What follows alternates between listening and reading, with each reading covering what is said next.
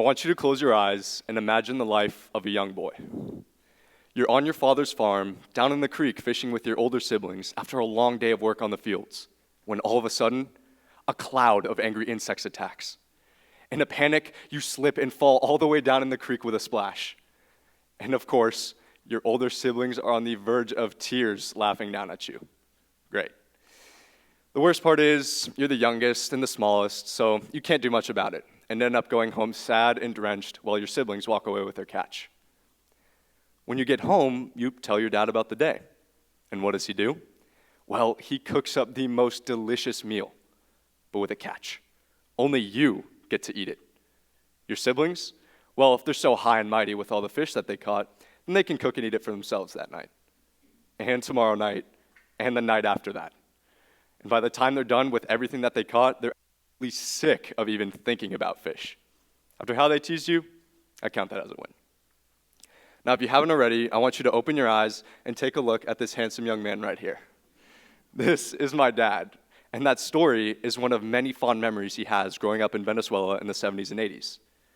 And that farm, it's gone now, unjustly possessed by the Venezuelan government for the purpose of building up infrastructure without giving any sufficient payment whatsoever. That farm, where all those memories were made, now lies empty with a road running through it like a scar on what could have been. How was this able to happen? Well, to understand what happened in Venezuela, we have to take a quick look back in the past, starting in the early 16th century.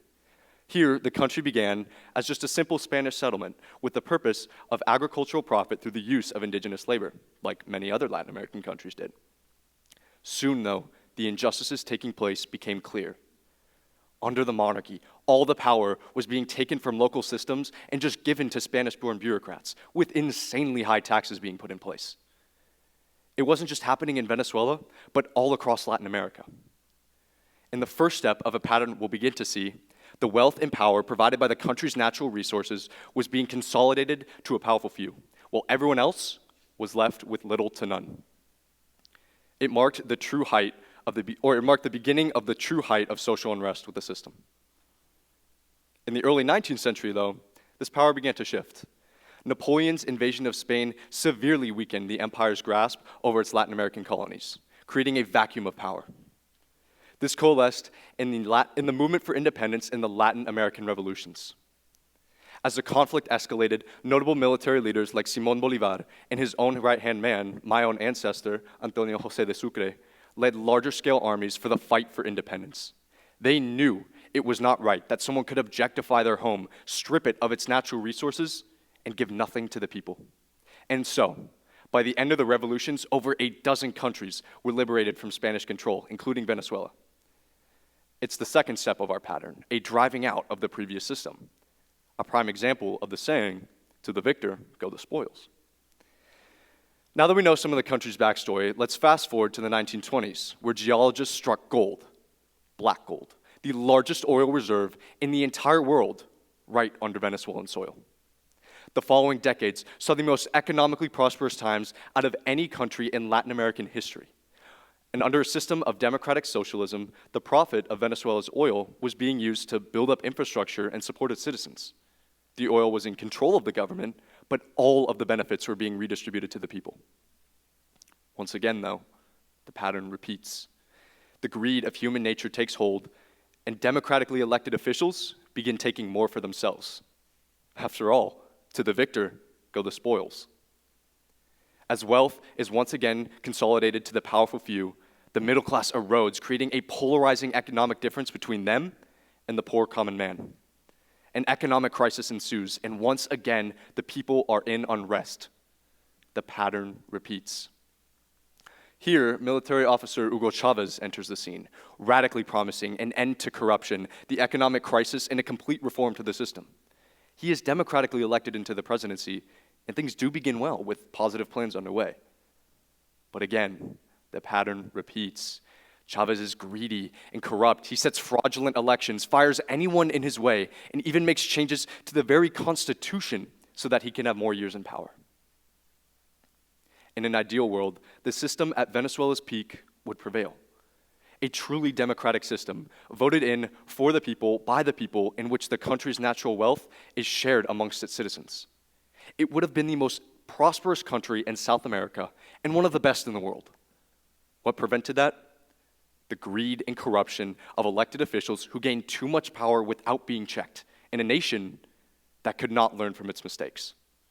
After all, selflessness and human nature are not synonymous. To the victor go the spoils. In its present day, Venezuela is just a shell of what it could have been. Mismanagement has led to a decrease in oil production to a fraction of what is possible. And hyperinflation has caused the local currency, the Venezuelan bolivar, to become so volatile and useless that many are resorting to the use of the United States dollar or even just bartering to survive. Chavez's chosen successor, a former bus driver and now absurdly underqualified dictator, Nicolas Maduro, represents the deeply rooted corruption in the government. Millions have emigrated away, a majority vulnerable population of lower-class, uneducated, or elderly citizens with absolutely no power to resist the authoritarian regime.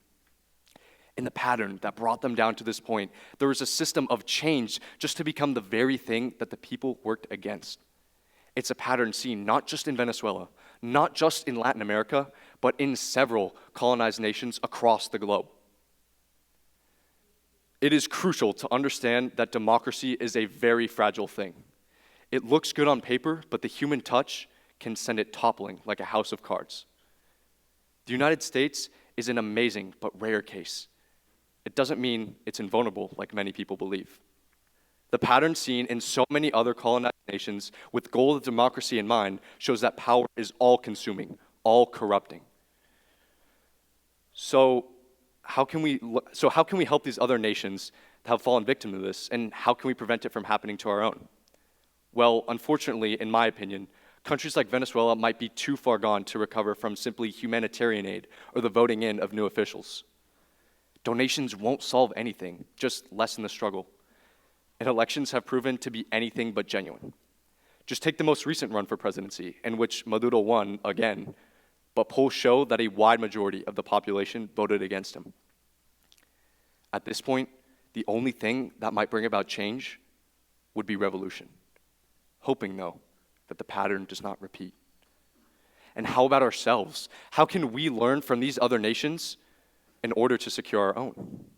Well, we know the pattern, so look for the signs. The consolidation of power is a huge risk.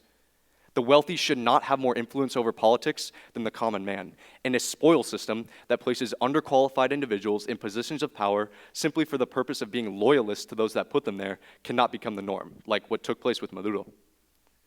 Under no circumstance should things like changes to our very constitution allow for this consolidation to take place, like what happened with Chavez.